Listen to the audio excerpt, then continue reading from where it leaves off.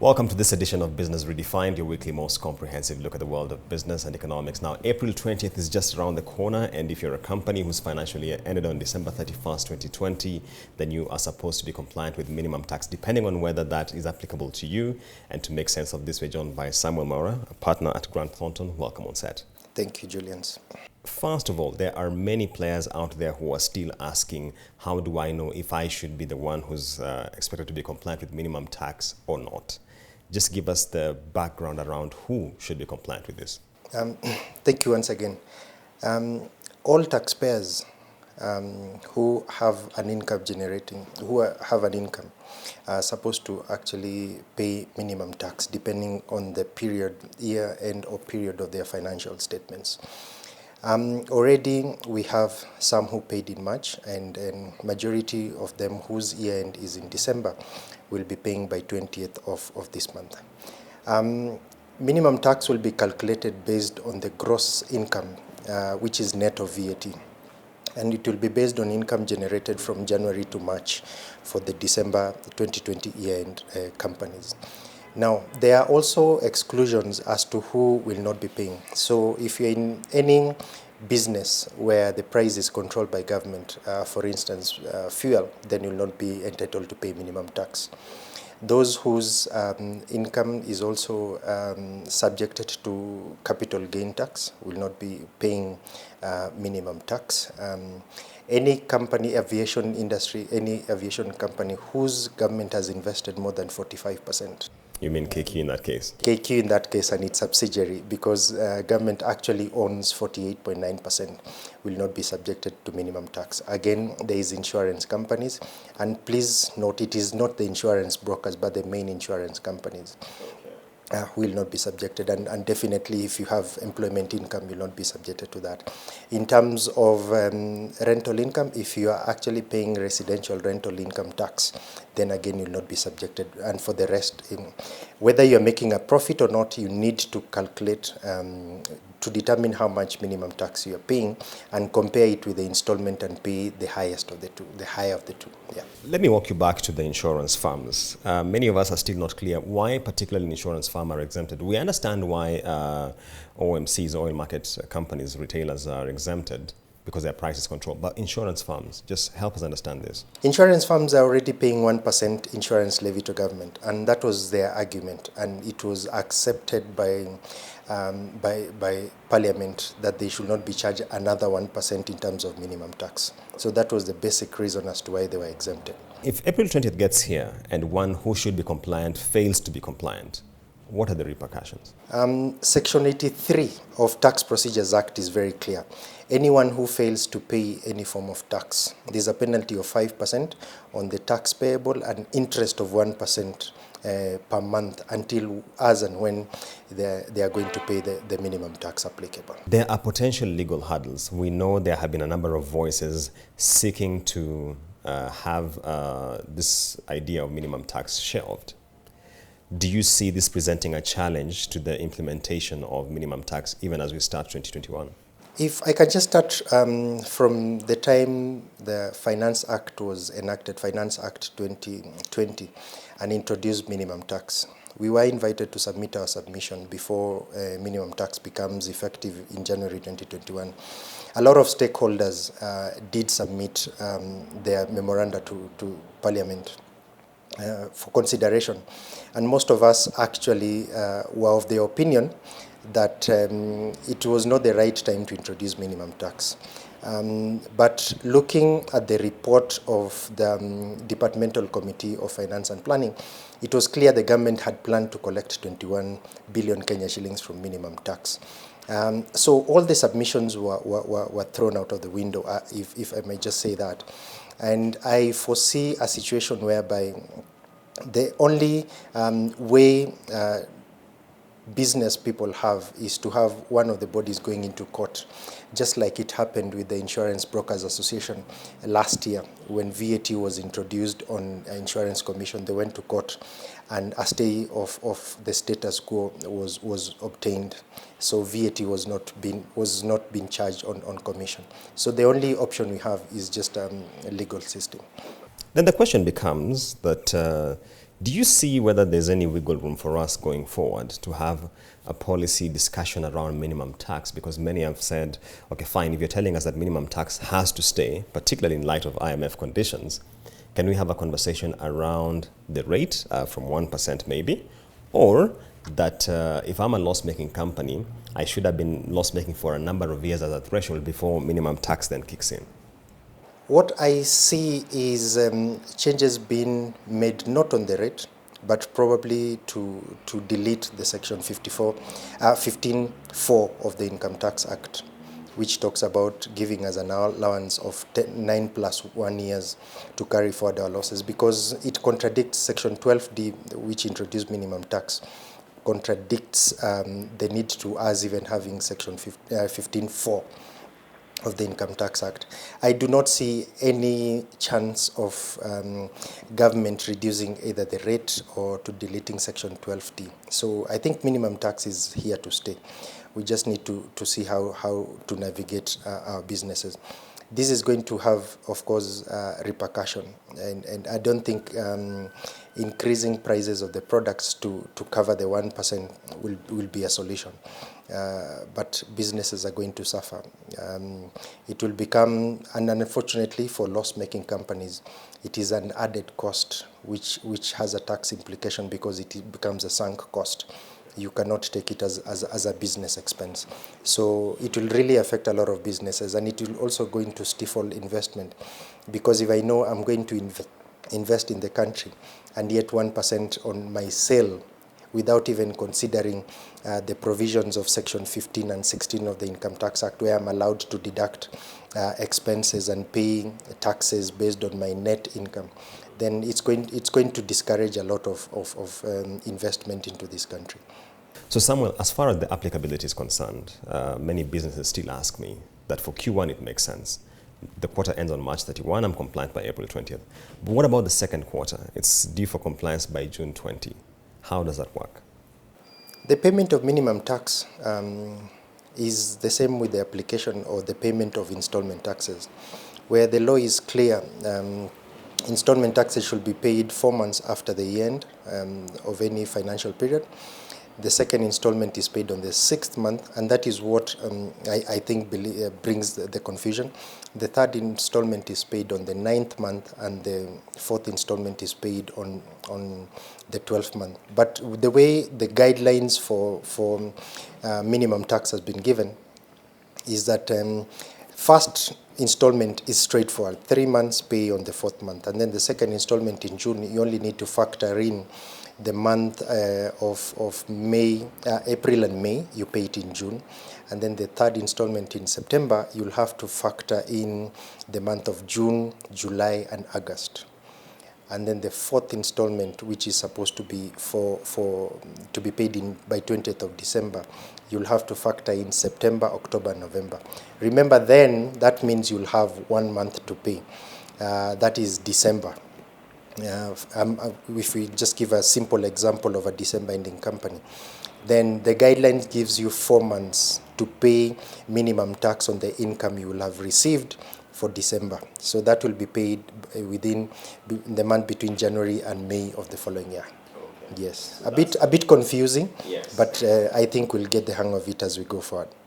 So Samuel, a lot of small businesses have really been hit by the pandemic, and they're wondering, first, when it comes to compliance with this, we don't even have the knowledge as far as this is concerned. Yeah, and if you're talking about tax consultancy, a lot of them, let's be honest, are pretty high ticket size. Affordability becomes a question. How can they be helped, really, in this situation? If you get into business, it is assumed you should have gotten some advice on how to run the business. You should have done some background on how to run the business. And I always advise anyone going into business, just have the basics on how you can determine your income and expenses, and just try and see how much you're making from business. The mistake probably some of these small businesses do is because they have cash flow, they have money in the bank, they assume the business is doing well, not knowing or not having a reflection or how much are you making from the business you're running. And that's why you realize somebody has been running a business for 5 years, but there is no growth in that particular business because they are just going into circle with the small cash flow they are getting, or the little cash flow they are getting, to buy stocks and resell, buy stock and resell, but there is no growth. So have the basics in terms of how you can account for your input and output in terms of business. I spoke to the Treasury about this issue of minimum tax, and I know previously we've had a conversation where you've raised questions around even its compliance with the canons of taxation.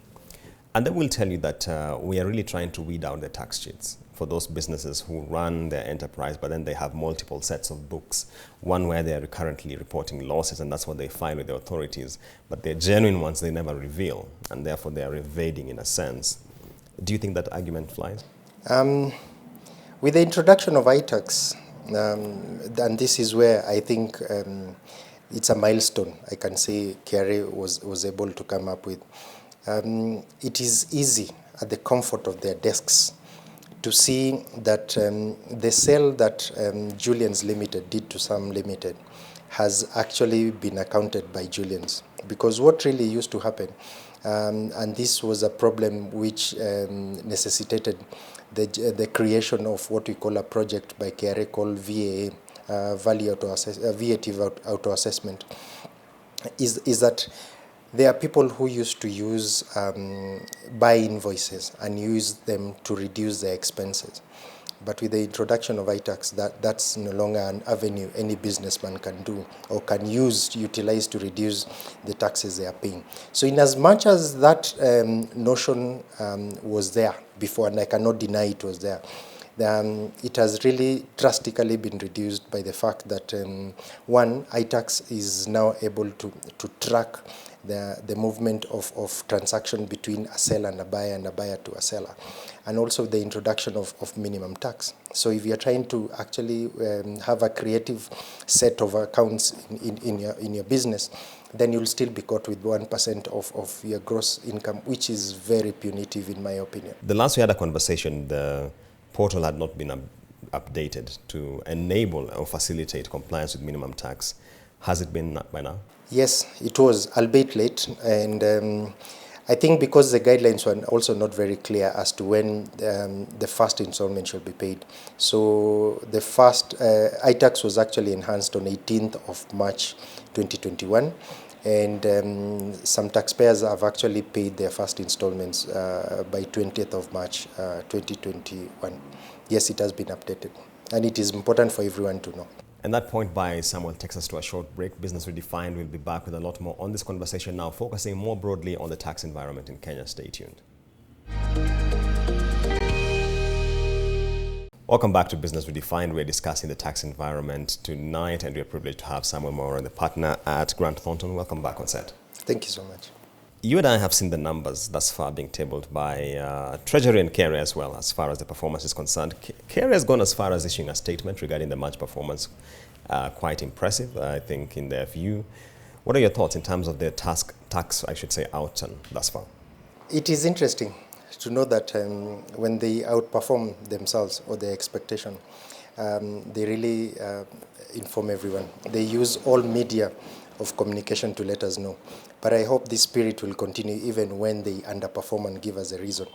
There might, what they need to actually relook is the parameters as to why they have actually performed more than they expected, despite the calamity and the question of effect of COVID on business.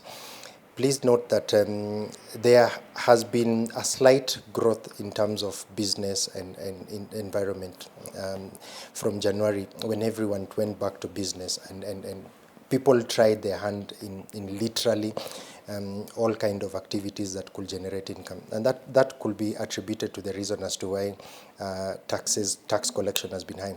Importation increased right from December coming through, but I do not expect the momentum to continue, and especially with the cessation in this particular zone, and the effect of more restrictions being put in different countries going forward.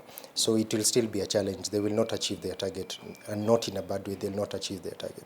To counter your thought, Samuel, people will tell you, I mean, they've introduced new taxes. We now have minimum kicking off in January, of course. We have digital services tax. So perhaps you're a bit on the higher side as a pessimist, don't you think? Remember, digital service tax is an advanced tax. So I'll be able to recover the tax in my business. So what you're telling me is like, whatever you've been paying as installment tax, pay me as advanced tax. And secondly, I've done a few of accounts for 2020 so far, and not everyone is paying minimum tax. So even the target of 21 billion shillings is still a high ambitious target they had set for themselves. Secondly, the fact that businesses made losses last year, it means there'll be less corporation tax being paid. And the fact that businesses have not really gone back to the initial performance they were in January, February, and March doesn't mean, again, that minimum tax collection will be high up to the June this year, because their financial period ends in June. So probably we'll start seeing the effect of minimum tax in the next financial period, that is 2021-2022, if the business environment improves.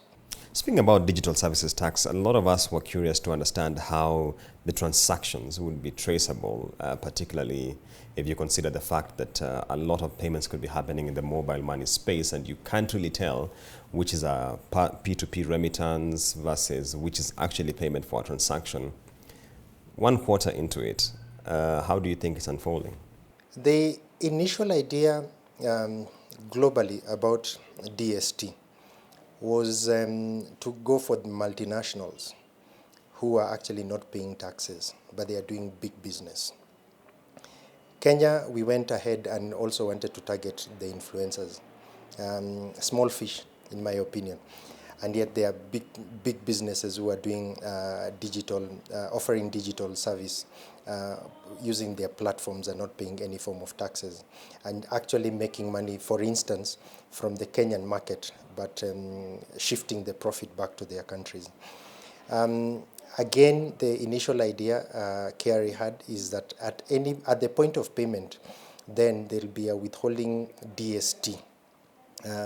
But then they realized there'll be a complication in terms of if today I'm enrolled, I have a subscription with Netflix, for instance, or I'm buying anything to Alibaba, unless I pay the full amount, then they are not going to release the product I'm asking. Netflix, which is not going to renew my subscription if I don't pay. Then they went back to the drawing board, and it is now a self-assessment regime, whereby the provider of the digital service using a digital platform determines how much income they have earned, deduct 1.5% and pay. And it is like, if it's a resident company, then it is an advanced tax. If it is an unresident, for instance, Netflix, then it becomes a tax which will not be recovered by an unresident company. So what will actually determine how much they'll collect is the level of compliance. And I think the only people who are willing to comply with DST are the already compliant companies which are operating. Samuel, at the end of this month, we're expecting the finance bill. And there's a lot of anticipation as to what it could contain, particularly within the context of the budget policy statement, which, if you look at the revenue projections, many of us think it is quite ambitious going into the next financial year. What are some of your high-level expectations on the finance bill? There's been discussion on social media about one of the recommendations by IMF that VAT on fuel should be increased to 16%. Of course, the grace period is coming to an end by end of June this year, the 3-year grace period we had in the VAT Act 2013. So that is one area they can look at, increase VAT of fuel from 8 to 16. And I'll not be surprised if there's an intention to match the VAT rate of Kenya with other East African countries. Burundi, Rwanda, Uganda, Tanzania, VAT rate is 18%. Kenya, we are still charging at 16%. That's another area they can look at. Excise duty might be introduced on more products, which has been the trend over the last few years. I don't see anything being done on corporation tax. We are classified as one of the countries in Africa with the highest VAT corporation tax rate. So I don't see them touching anything to that. And probably they still need to reduce more of the exemptions they are given if exemptions are not making sense and we as a country are not seeing benefit to it. So there is little room for the CS and Treasury to play around in terms of collecting more taxes from Kenyan taxpayers. The VAT on petroleum products is likely to be a hot potato given the precedent we've seen. And just last month when EPRA did the monthly review of pump prices, the public uproar was massive. And there was so much discussion about where the fuel prices are heading. Do you really think there's room for that? The government needs to realize that increase of taxes does not mean increase in revenue collection.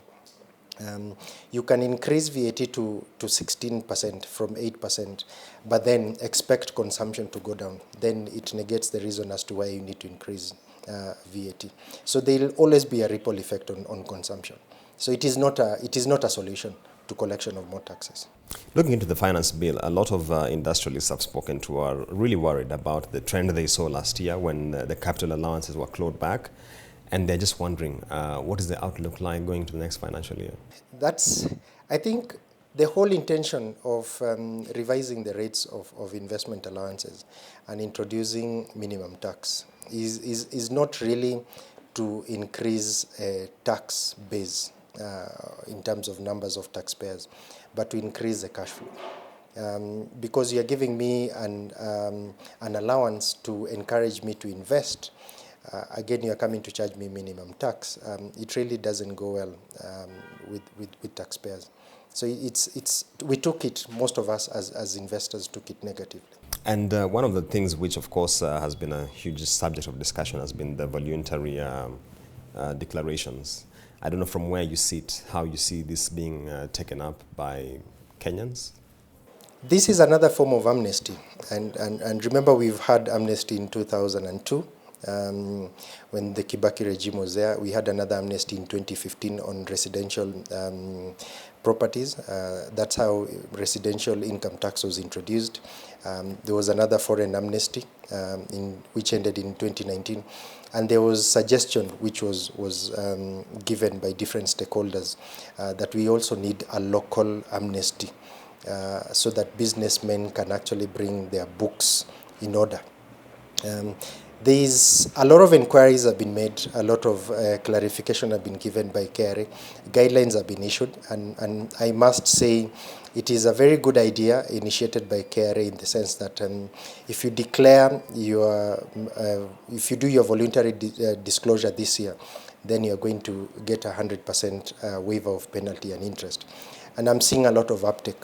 The only problem I'm having is the pressure that KRA is giving to taxpayers to do it now.